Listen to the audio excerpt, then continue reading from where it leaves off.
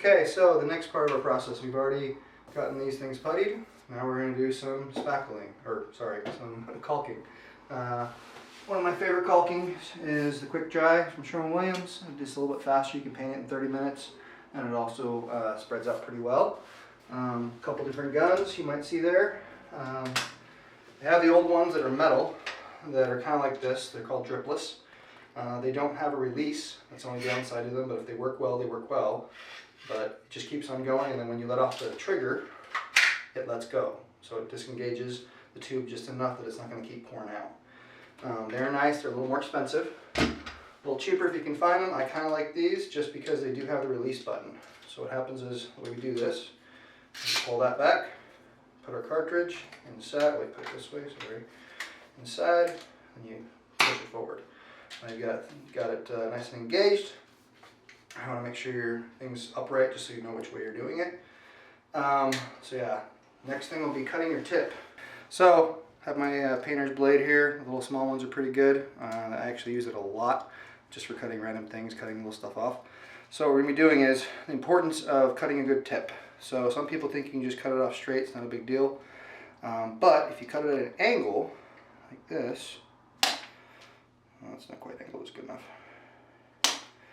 So if you get that angle right, see how it's pretty angled, it's not just straight across. That helps when you're caulking in this groove. Most times people aren't going to go like this. They're going to be at an angle like this. If you do it that way, it tends to stay in the groove better. Another thing also that can keep it in the groove better is just simply dusting your crack out. Sometimes when you're sanding all this stuff, you're getting dust in there. So it won't fall out. You can do that. So how we go about caulking. So you're going to want to have another couple things. A bucket of water, doesn't matter what bucket you got, a mop bucket. And then these you can get from Home Depot or most places. It's usually in the tile aisle. It's like a tile sponge.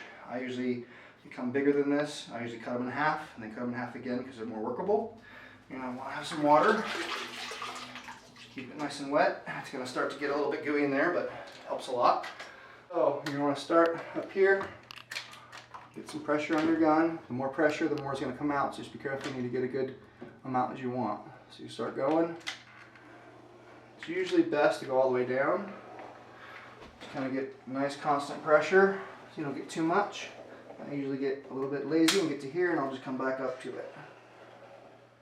There you go. Now for wiping, do a couple things. I usually use the sponge for at least this.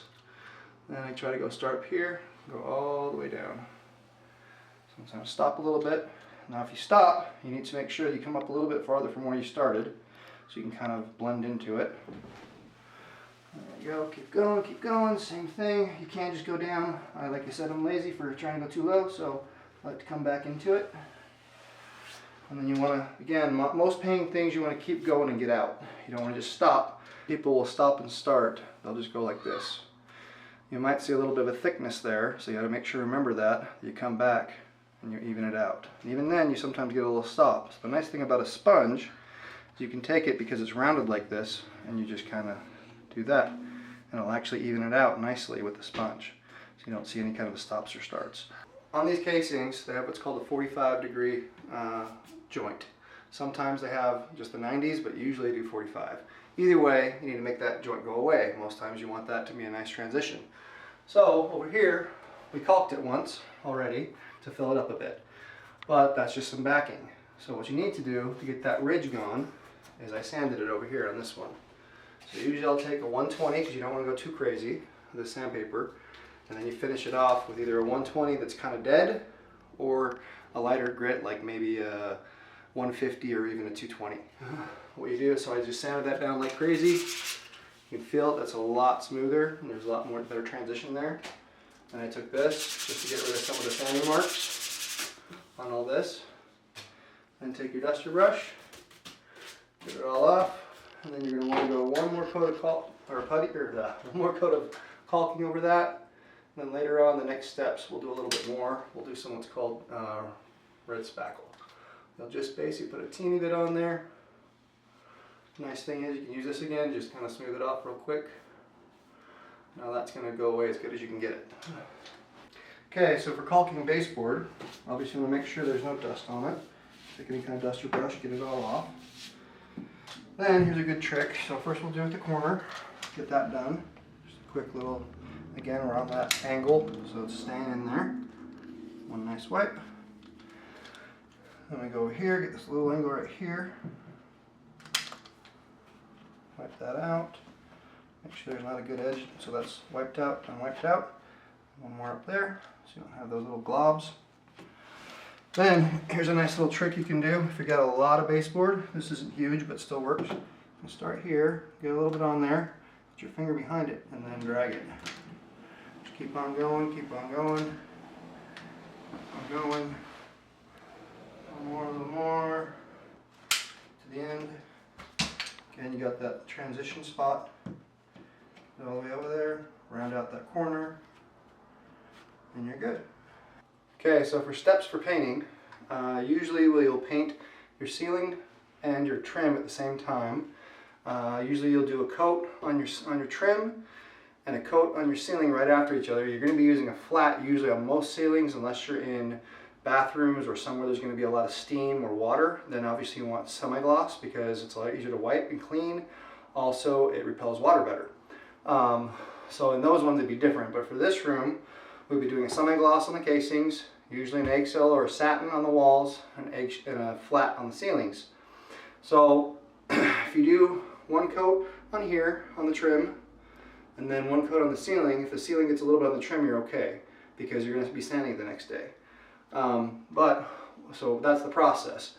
So for walls, in this one we're also going to be doing not just a two-tone, we're going to actually do probably a couple different color changes. So you'll have transitions here and the different wall areas.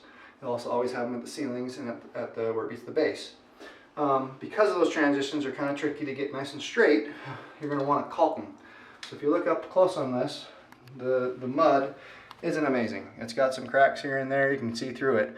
So you can imagine trying to mask on that, or even if you want to try and brush it. I don't recommend it. It's very hard to brush a straight line. You can try it. But either way, those little chunks are going to mess up your brush. So I recommend doing on the ceilings and on all the corners, you just caulk down them. Now, you don't want a ton of caulk because you don't want it so rounded that it's this big round area, but you do want just a nice little bead that'll fill that in there and get it a little bit more straight and flush. Go all the way up, all the way down.